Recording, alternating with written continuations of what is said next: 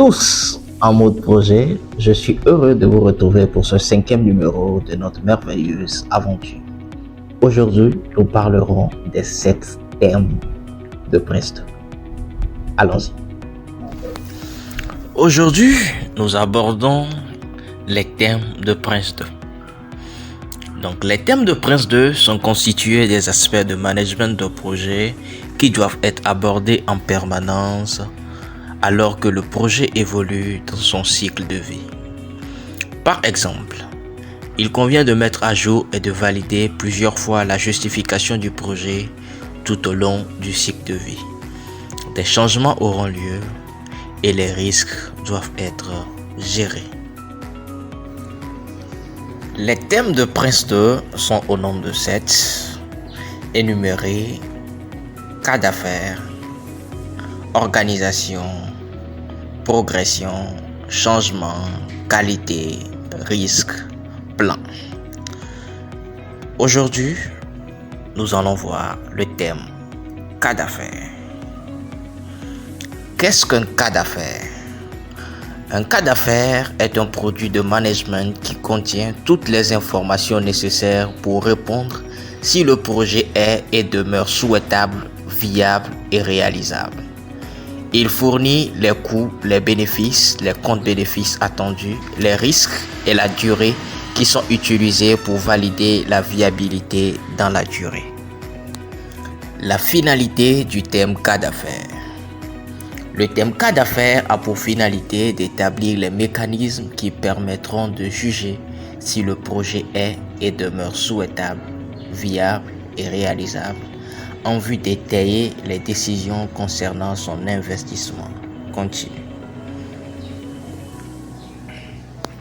Qu'est-ce qu'un livrable? Un livrable est un produit spécialiste du projet. Il peut être tangible ou intangible. Qu'est-ce qu'un résultat? Un résultat est la conséquence du changement à la suite de l'utilisation des livrables du projet. Et qu'est-ce qu'un bénéfice?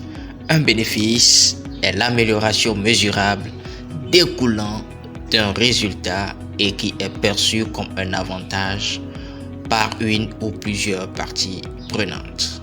Ces 3 définitions ont été données pour établir la nuance entre un livrable, un résultat et un bénéfice.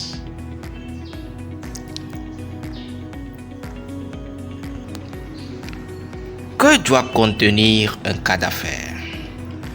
Un cas d'affaires doit contenir les raisons ou justifications du projet, les options pour l'entreprise, les bénéfices attendus et les comptes bénéfices attendus.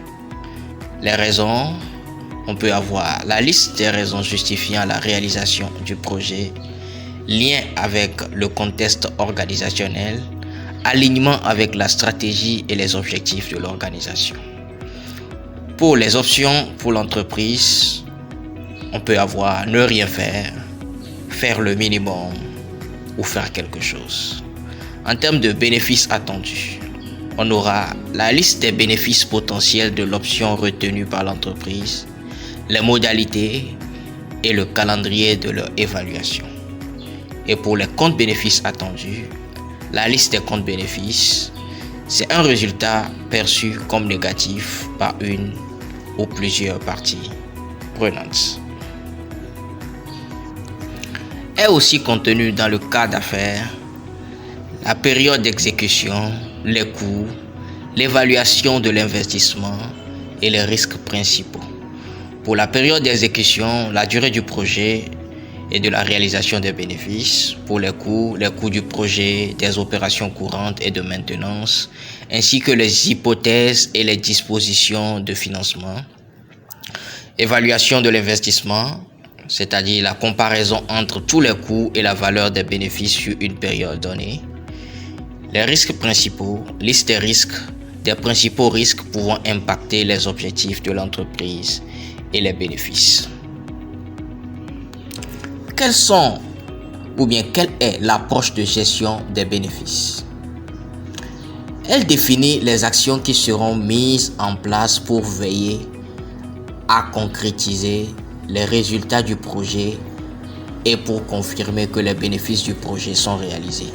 C'est-à-dire le comment, le quand et le qui. Elle est créée par le chef de projet au cours du processus initialisé le projet, qu'on verra par la suite. Elle doit être actualisée lors de chaque séquence de management en fonction des bénéfices réels atteints et des éventuelles mises à jour des activités de gestion ou de revue des bénéfices.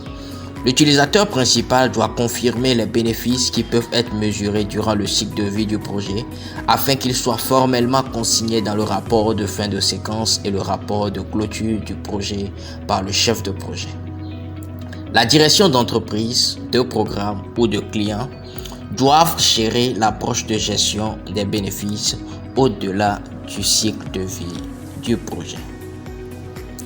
Quelles sont les exigences minimales à satisfaire pour le terme cas d'affaires? Il faut créer et maintenir une justification du projet pour l'organisation. Il faut définir les actions de gestion pour concrétiser les résultats du projet et confirmer la réalisation des bénéfices.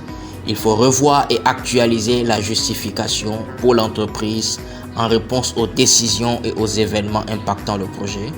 Il faut définir et documenter les rôles et responsabilités pour la gestion du cas d'affaires et des bénéfices. Il faut créer et maintenir les produits de management formalisant la justification, à savoir le cas d'affaires du projet, l'approche de gestion des bénéfices du projet, etc. Merci et à la prochaine pour le second thème, organisation. Merci. J'espère que vous nous avez suivis avec attention. Nous nous retrouvons pour le prochain épisode pour la suite. Merci. Bye bye.